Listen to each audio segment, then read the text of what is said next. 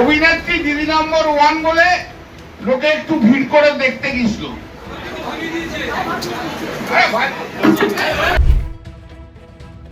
ওর আবার face value দিদি number 1 চলে গেছে, কান্নায় ভেঙে পড়ছে। ও তো ধোয়া ধোয়া এগুলো দেখেছিল, চিমনির ধোয়া।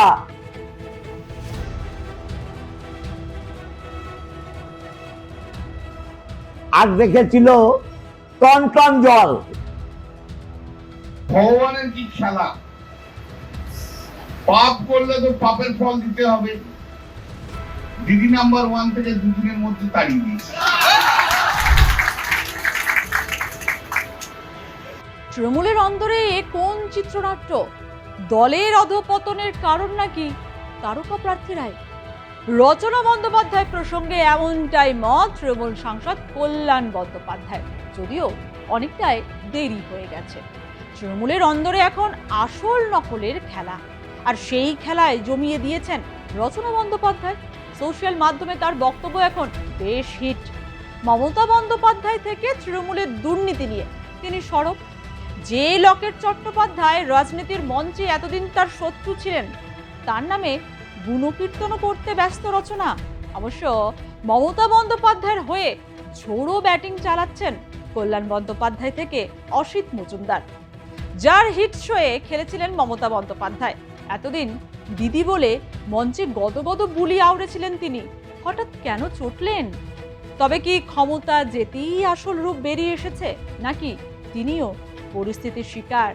এদিকে রচনা বন্দ্যোপাধ্যায়ের ভাবমূর্তি নিয়ে প্রশ্ন তুলে একের পর এক বোমা ফাটাচ্ছেন কল্যাণ বন্দ্যোপাধ্যায় থেকে অসিত মজুমদার। যত যাই হোক, সাংসদ পদ ছাড়তে নারাজ রচনা। ফেস ভ্যালু সকালবেলা ঘুম থেকে উঠলে দেখবেন, ওর আবার ফেস ভ্যালু দিদি নাম্বার 1 চলে গেছে, কান্নায় ভেঙে পড়ছে। নাটকবাজি এই সিটে। হ্যাঁ, রাম শাম যদু মধু গড়িয়া যেখান থেকে যে দাঁড়াতো ঘাসফুলের সিম্বলে মমতা ব্যানার্জির ছবি নিয়ে সেই জিতত।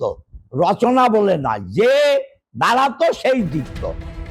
সিঙ্গুর বরাবরই রাজনীতির চর্চায়, সেই সিঙ্গুরের সাংসদই এখন মমতা বন্দ্যোপাধ্যায় থেকে তৃণমূল দলের বদনাম করতে ব্যস্ত। রাজনীতির পাকচক্রে তাকে টেনে আনার জন্য এখন মমতা বন্দ্যোপাধ্যায় কি দুষছেন তিনি। সম্প্রতি তার হাত থেকে গেছে দিদি নাম্বার 1 শো, বিদ্রোহী দলের নামও লিখিয়ে ফেলেছেন রচনা। আর তারপর থেকেই তিনি যেন দলের দুর্নীতি নিয়ে বেশি সরব। অনেকেই বলছেন, এতদিন কেন চুপ ছিলেন রচনা? ভোট প্রচার থেকে মমতা বন্দ্যোপাধ্যায়ের সঙ্গে মঞ্চে তিনি তো দলের গুণগানই করে গেছেন, তবে কেন দলের খারাপ সময়ে তিনি নিজের আখের গোছাতে ব্যস্ত? যদিও এই প্রসঙ্গে রচনার সাফ জবাব, দলে এত নোংরামি জানলে আসতাম না। তৃণমূল আমায় ব্যবহার করেছে, দিদি আমায় ব্যবহার করেছে, আমি পায়ে ধরে রাজনীতিতে আসিনি। লকেটের বিরুদ্ধে রচনা বলি জিতেছে তৃণমূল। শুভেন্দু দাদা যদি চান, হুগলির দুর্নীতির সন্ধান মাটি ফুঁড়ে বের করে আনবেন। রচনা বন্দ্যোপাধ্যায় যখন তৃণমূলের দুর্নীতির হদিস দিতে ব্যস্ত, ঠিক তখনই তার বিরুদ্ধে একই বোমা ফাটালেন অসিত মজুমদার। কার্যত সাংসদ হওয়ার পর থেকেই খুব একটা মতের মিল হয়নি অসিত মজুমদার ও রচনা বন্দ্যোপাধ্যায়ের। একই দলের হয়েও একে অপরের বিরুদ্ধে প্রকাশ্যে মন্তব্য করতে দেখা গেছে দুজনকে। এই দুই নেতার দ্বন্দ্ব এমন পর্যায়ে যায় যে ময়দানে নামতে হয় কল্যাণ বন্দ্যোপাধ্যায়কে। ভরা মঞ্চে অসিত মজুমদার ও রচনা বন্দ্যোপাধ্যায়ের হাতে হাত রেখে দ্বন্দ্ব মেটানোর দৃশ্য দেখা গিয়েছিল, কিন্তু ফাটল কি আদৌ মেরামত হয়েছিল, সেটাই বড় প্রশ্নচিহ্ন। তাই রচনা বন্দ্যোপাধ্যায় মুখ খুলতেই তাঁর বিরুদ্ধে একের পর এক বোমা ফাটাচ্ছেন তৃণমূলের বর্ষিয়ান এই নেতা। তিনিও পাল্টা রচনার বিরুদ্ধে দুর্নীতির অভিযোগ করেছেন। আর আমার কাছে যা কাগজ দেখাবো, বালিকা বালি মন্দির স্কুল থেকে রাজহাট স্কুল আর এই হাইমার্কস লাইট থেকে কি দম থাকলে আমার সামনাসামনি বসুক, বলে দেবো ও কি দুর্নীতির কথা জানে। 3 দিনকার যুগী, ভাতকে বলে অন্ন। 3 দিনকার যুগী এসে চলা 1.5 বছর পার্টি করলো না, বড় বড় কথা। মমতা ব্যানার্জি, অভিষেক ব্যানার্জি, কল্যাণ ব্যানার্জির নখের যোগ্য হবে না। মমতা ব্যানার্জি হতে গেলে ওকে আরো 100 বছর তপস্যা করতে হবে। ওর কথা বাদ দিন, ওকে নিয়ে আমি কিছু বলবো না।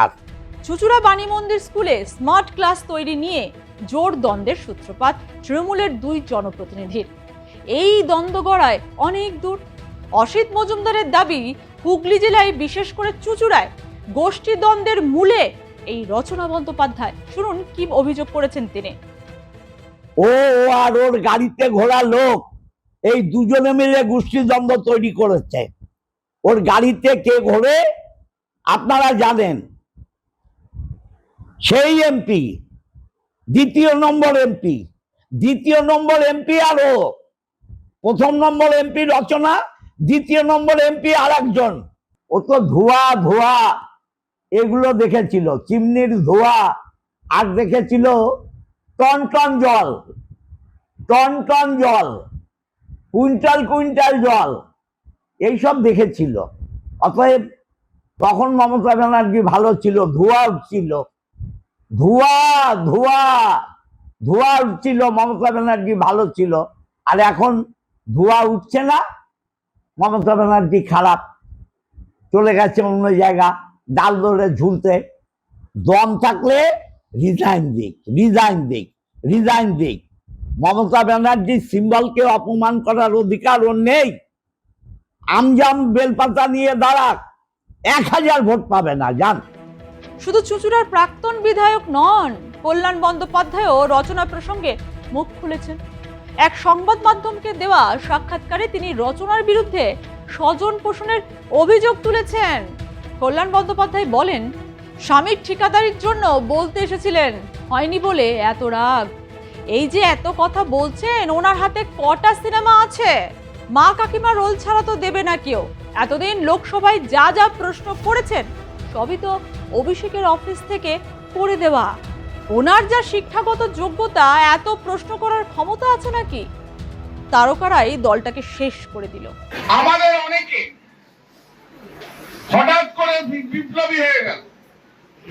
যেই দিদি হারলো, তৃণমূল হারলো, হঠাৎ করে ওদের সচেতনতা বোধ একদম পেটের নাভি থেকে উঠে একদম মুখ পর্যন্ত উঠলো।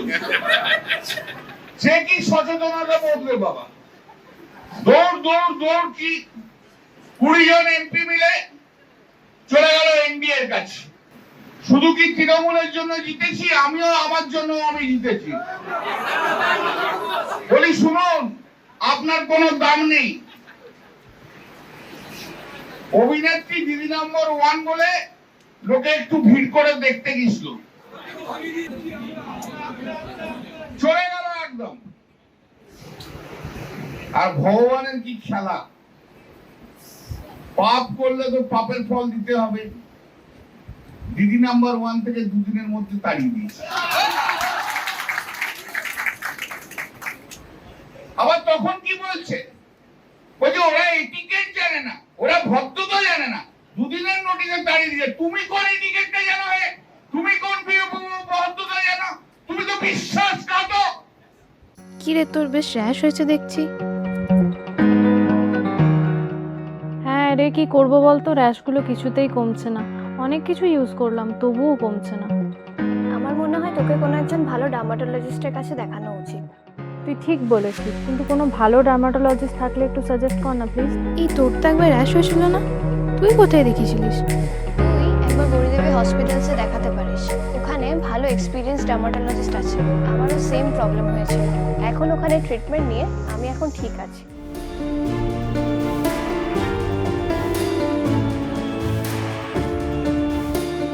গৌরী দেবী হসপিটাল, রাজবাঁধ, দুর্গাপুর। যোগাযোগ 8001003333, 8001113333।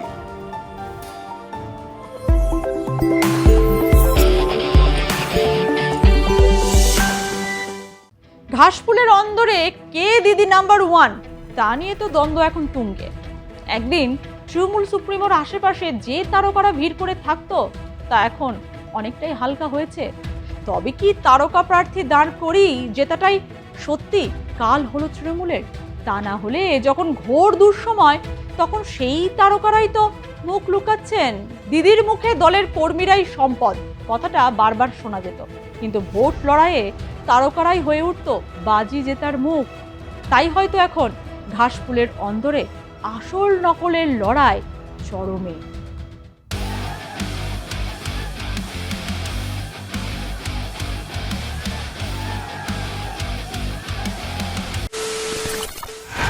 খবরের নামে প্রতিদিন সন্ধে আপনার ড্রয়িং রুমে কি শুধুই চিৎকার চেঁচামেচি খেয়ে আসে? বিতর্কের নামে চলে গালাগালি আর কাদা ছোড়াছুড়ি। এবার সময় পরিবর্তনের, কারণ আমরা কান ফাটানো চিৎকারে বিশ্বাস করি না। আমরা বিশ্বাস করি খবরের সত্যতায়। আমরা কোনো পক্ষের হয়ে গলা ফাটাই না, আমরা সাধারণ মানুষের হয়ে প্রশ্ন তুলি। চিৎকার নয়, শুধু খবর হবে যেখানে বিতর্ক আছে কিন্তু কুৎসিত ঝগড়া নেই। সঠিক তথ্য, বিশ্বস্ত খবর। নজর রাখুন আর প্লাস নিউজে।